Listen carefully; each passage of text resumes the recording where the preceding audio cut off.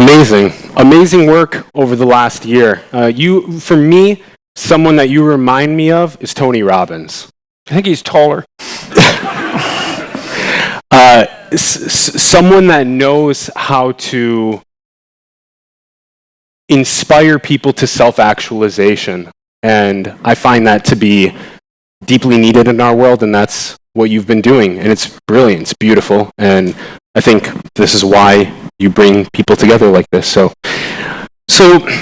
something that you brought to the attention of so many people is the dominance or competence hierarchy. Why? Let's maybe talk about what's the difference, dominance or competence hierarchy. I kind of like competence hierarchy. Yeah, it's better. Yeah. Yeah, well, I got this colleague. His name is Daniel Higgins, and I've been working with him for like 25 years. He helped me design the self-authoring suite, which is a series of programs, writing programs that are online that help people write about their lives, their past and their present, their virtues and their faults, and to make a plan for the future. And we've talked a lot. He has a master's degree in MIT in engineering, and then he went to Harvard. He was a student of mine there, and he got a PhD in experimental psychology. And we've been working on these psychological interventions online ever since. And we talk fairly frequently, and I'd been using the term dominance hierarchy a lot, which it's something that's used by biologists very regularly, right? Because most social animals, even animals that aren't social, any animals that have to compete for occupation of a specific territorial space tend to organize themselves into fairly predictable hierarchies. And it's a biological universal. That's a good way of thinking about it, which is something really important to know, right? Because if you don't know that, then you might think that hierarchical organizations are some secondary consequence of a socio-political structure or an economic structure or something like that. And that's just not true. It isn't even a little bit true. It's unbelievably not true.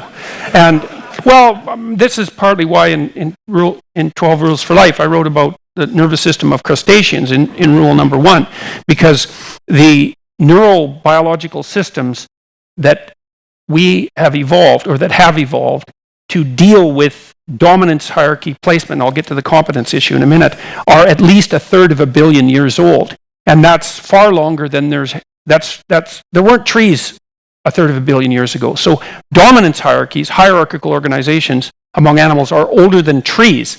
It's like there's no blaming them on capitalism, right? Seriously, hierarchies have problems. They're problematic social structures, but you can't blame them on cultural. You can't blame them on culture. Anyways, we're talking about dominance hierarchies, and Dr. Higgins said, you can't call them dominance hierarchies. I said, why not? He said, well, unless you're in an organization where you can put a dog leash around someone's neck and lead them around, it's not a dominance hierarchy.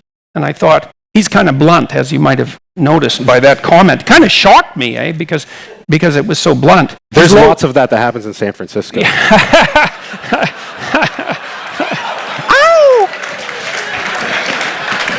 Yeah, well, the thing is, that's actually an apropos comment, because dominance is just as old as sexuality, perhaps not quite as old. It's not quite as old as sexuality, but it's old enough so that the two things get tangled together very, very inevitably.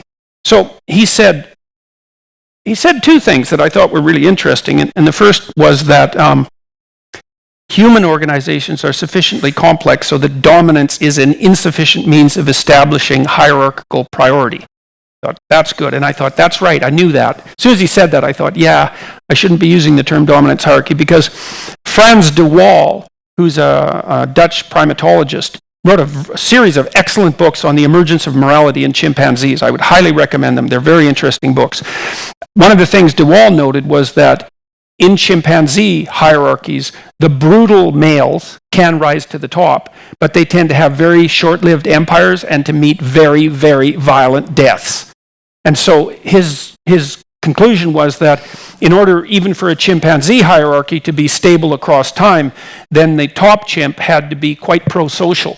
So first of all, had to engage in sufficient reciprocal behavior so that he had allies among other males, right? Because otherwise, if you're like top chimp and you're caveman, strongman type, and you've established your dominance merely as a matter of intimidation and strength, then if you have an off day, two of your slightly weaker opponents can tear you to pieces, which is exactly what the chimps do because they're quite brutal in there. There's no evidence that chimpanzees have any internal regulation of the violence that they'll use to shift dominance hierarchy position. And so you end up castrated, for example, by your opponents, which is something that de Waal noted in the Arnhem Zoo.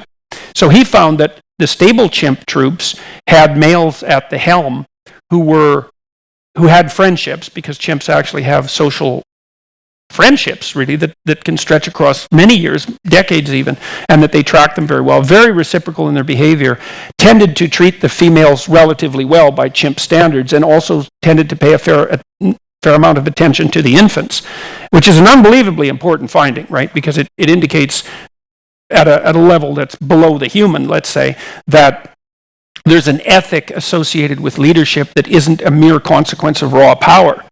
And then, so that was the first thing that Higgins pointed out. And the second thing was that he thought, and I don't know how true this is yet, he thought that some of what the ethologists who had used the term dominance hierarchy to apply to animals might have been doing was using an intrinsically Marxist framework to interpret animal behavior and to overestimate the degree to which dominance was actually the core foundation of hierarchical organizations, even among animals. And the first objection he had, that's definitely the case. This is true. The second one, it's an interesting... First competence. Yeah. Well, the idea that it's pure power is an unstable basis for stable hierarchy. That's well documented.